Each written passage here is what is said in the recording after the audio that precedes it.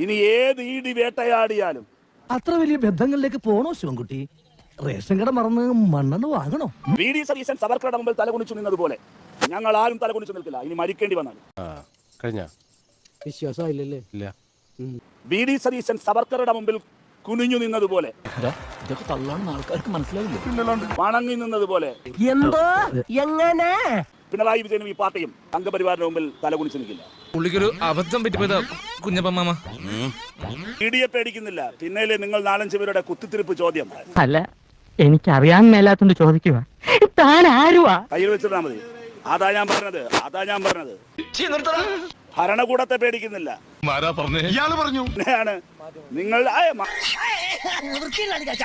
മാധ്യമങ്ങളല്ല, നിങ്ങൾ 1-2 പേരുടെ കുത്തിത്തിരിപ്പ് ചോദ്യം നിങ്ങൾ ഈ നിലയിൽ ചോദിക്കുന്നത് പിണറായിയുടെയും ഈ പാർട്ടിയുടെയും ചോര കാണാൻ ആഗ്രഹിക്കുന്നവരാണ്. ആ കുത്തിത്തിരിപ്പ് ചോദ്യം കയ്യിൽ വെച്ചാൽ മതി എന്നാണ് അതിന്റെ മറുപടി. നിങ്ങൾ സ്വയം അപഹാസ്യരാകരുത്.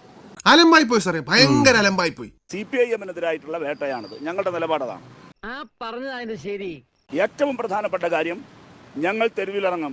അയ്യോ, ഓർമ്മിപ്പിക്കല്ലേ പൊന്നെ.